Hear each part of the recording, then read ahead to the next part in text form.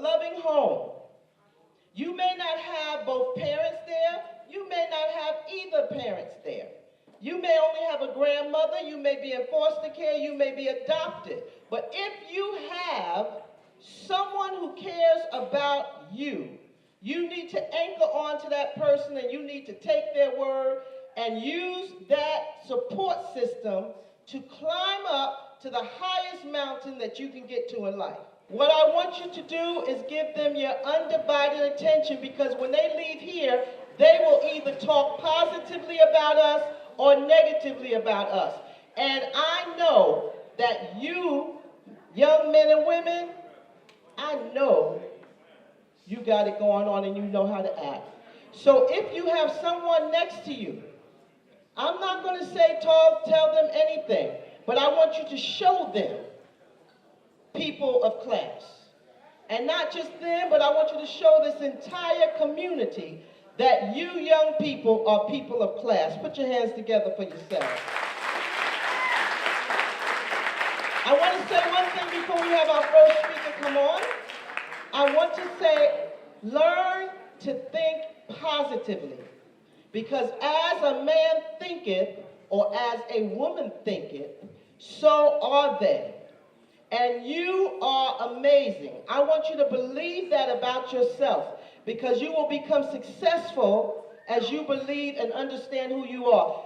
Human beings only use about 10% of their brain. So you got 90% of your brain that's not being used. So you can work on that every day to become who you are. So I want you to confess these confessions with me before they come up. In other words, I want you to say this with me, and I want you to say it with authority. I want you to say it with power. I want you to say it like you mean it. I am strong. I am strong. Powerful. Powerful. Successful. Talented. Creative. Wise. Healthy. Energetic. I am confident. Prepared. Qualified. Focused. Disciplined. Determined. I'm kind. I'm helpful. I am equipped. Come on, say it like you mean it. I am equipped. I am empowered. I am well able. And last but not least, I will graduate. Put your hands together, young people.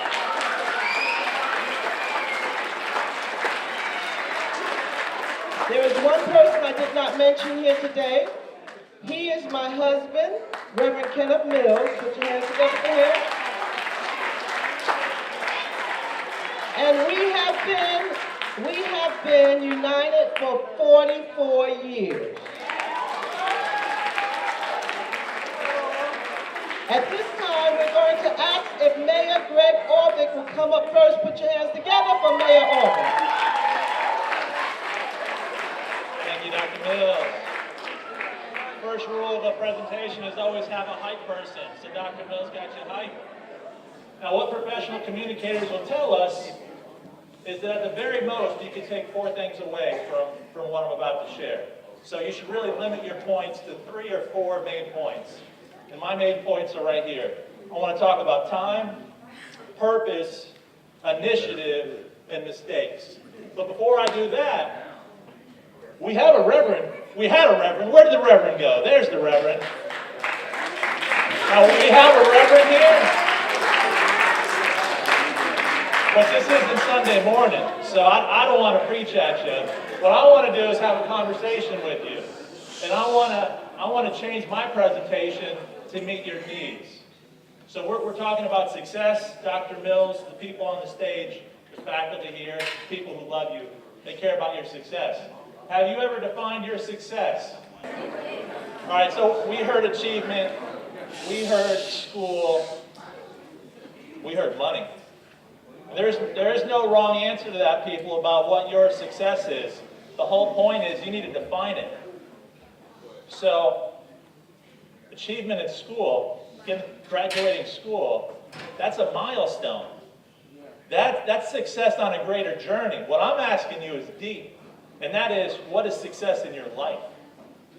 Because if you can't define what your success is and what you're put on this earth to do, how do you know if you're on your way or not?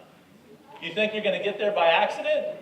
You're just going to bump into it one day? Oh, I accidentally ran into success. No, the first thing you need to do is understand what that is for you. No right or wrong, but you have to be able to define it so that you can go about making it happen. Now, I want to share a few thoughts, and I really want to walk around, Dr. Mills. You're going to have to try to stop me. Because in life, you're going to have to interact with other people. You have to try to understand other people. You have to try to understand yourself. All right? Now, let's go a little bit more recent. Anyone else heard of Tupac before? Yeah. You know, so up here you got the mayor of Port St. Lucie, right? Big bald white guy. Do you think I was going to bust out a quote from Tupac? One of the things that Tupac said a little bit later than Harper Lee. Harper Lee said it around 1960. Tupac said it around 1992. She said, "You don't know my style."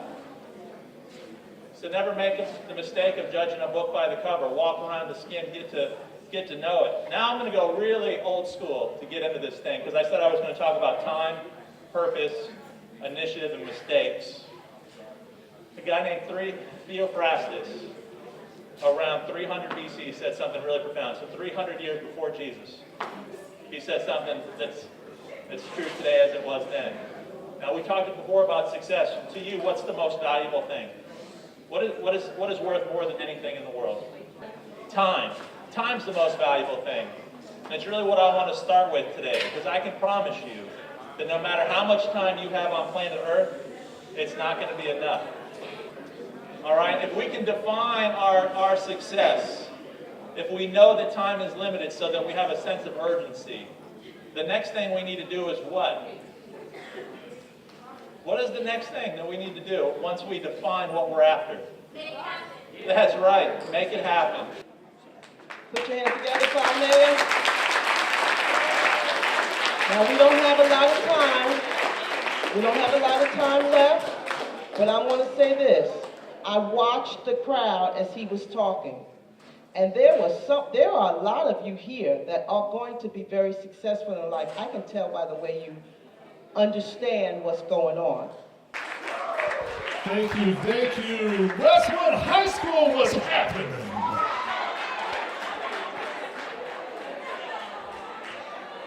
I want to start my story with a guy coming up to me and he says, "Hey man, do you want to smoke this?"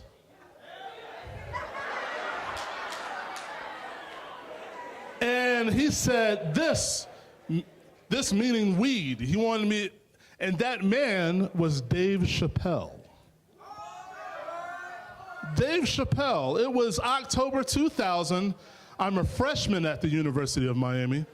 I was in Hurricane Productions, and we were presenting Dave Chappelle that night, and I was supposed to be his right-hand man, and I was waiting for him when he came with his limo. He pulls out and he says, "I got this really good stuff and I need somewhere to smoke it. Can you please tell me?"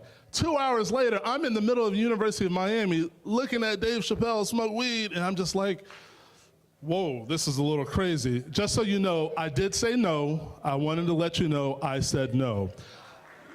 Little did I know, and that's the truth, that's just not me like telling you this to like make you feel all good and stuff. Little did I know, I went on this crazy ride in the music world and the entertainment world.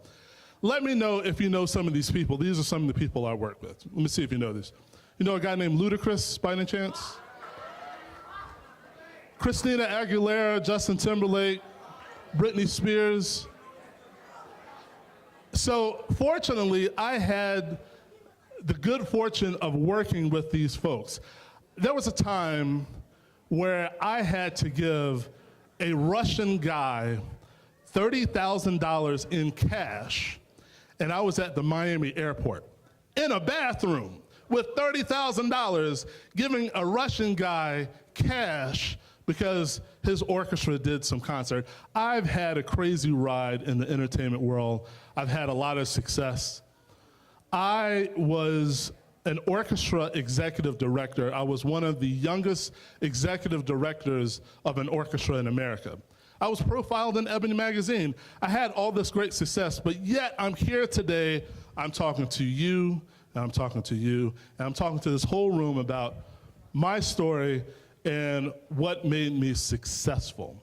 My daddy once told me that if you want to learn how to be successful, you learn it from someone who's successful, right? You really can't learn it in your English literature book, you can't learn it in your biology book, but you learn it from someone who is successful. No one really taught me that in high school. The story of success is a little different from the story that you learn in English literature, right? So in English literature, you learn that story involves exposition, rising action, conflict, fallen action, and resolution. But the story of success is a formula, and it has 3 parts. You ready? Passion, the most important part. Skill and grit. That's it. That's it. Kanye West, passion, skill, grit. Michael Jordan, passion, skill, grit. Steve Jobs, passion, skill, grit. Dr. Mills, passion, skill, grit. Mr. Lazo, passion, skill, grit. You understand what it is? Let me quickly explain it to you, and then I'm gonna show you how I incorporated it in my life, and then maybe you can incorporate it in yours, right? Passion is the thing that you have to do, the thing that you can't not do. You spend hours doing it. You're up all night. It's the only thing that you think about. That's passion. Skill is the knowledge that you learn and the practice that you do in order to develop that passion. So you may learn it at school. That's a great place to start. But maybe you look up YouTube videos, or you get an internship, or you talk to one of these folks up here about how you can understand more about your passion. Grit is your determination. So you don't give up even though you're tired, you're weak, someone has insulted you, someone has called you names, you still get up and you do your passion. That is what grit is, right? So those are the 3 things that have worked for me, and I hope it can work for you. So let's start with my story. I'm from Columbia, South Carolina. I was born in Columbia, South Carolina. I'm a country boy, right? At the age of 8, I started playing cello. Now, I was fortunate enough that my parents, my black parents, right, they were around. My father, I have a great relationship with my father. My parents have been married for 49 years. So I was fortunate enough to have that guidance of my father. My black best friend, I went over to his house. His father was around. His father taught me a lot of things. My black uncles, and I'm saying black for a reason, because all too often the media wants to stereotype us as fatherless, as we can't do anything, that we're only defined by a story of sagging pants, showing up late to work, and that's who we are. And that's not who we are. I'm a living testament to that. You understand? So anyway, so I have my uncles. They showed me a lot. I went to church. I went to a black church. Wonderful black men who showed me how to be respectful of myself and others, be important in the community, love learning, and to love, when I get married, to love my wife, right?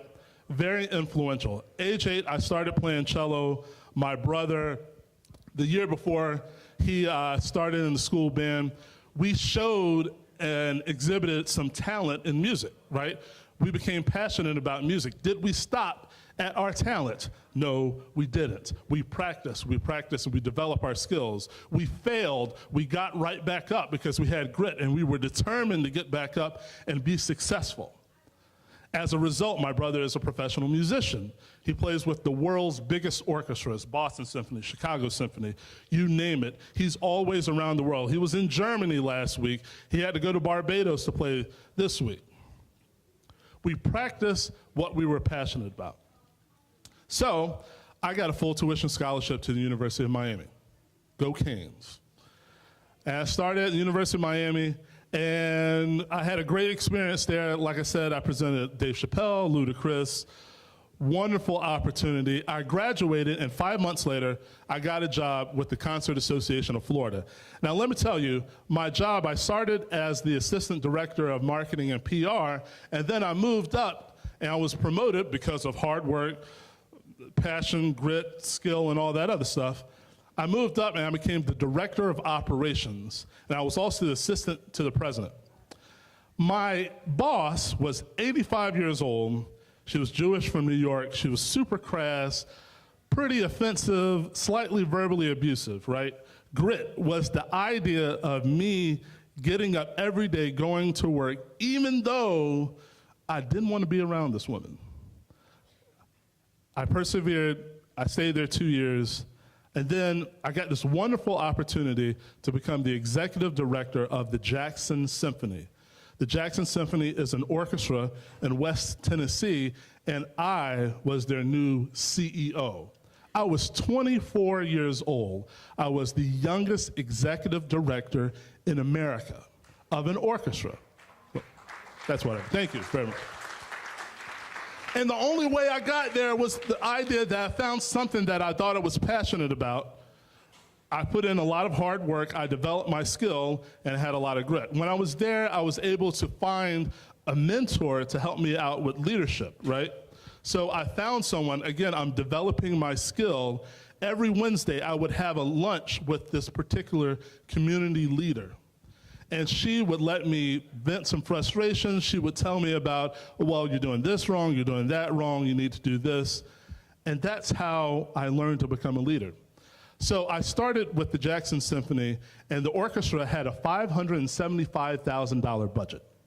That was the budget. I took that orchestra to a $775,000 orchestra. And due to all that financial success, I found another orchestra that I interviewed for, was here in Fort Pierce, Florida, and it's the Atlantic Classical Orchestra, which is a $1.3 million orchestra. So we went from $575,000 to $1.3 million orchestra. I got, one would think that that is success, correct? Something started to happen though. I started to realize that the work I'm doing, is it important enough? Is it something that I want to tell my grandkids when I was 90? It started to look like I was just hanging around rich people. The people I had to interact with are now worth $500 million. Have you ever hung around someone who's worth $500 million? They walk around like money is not a problem. Have you ever seen that? It's just.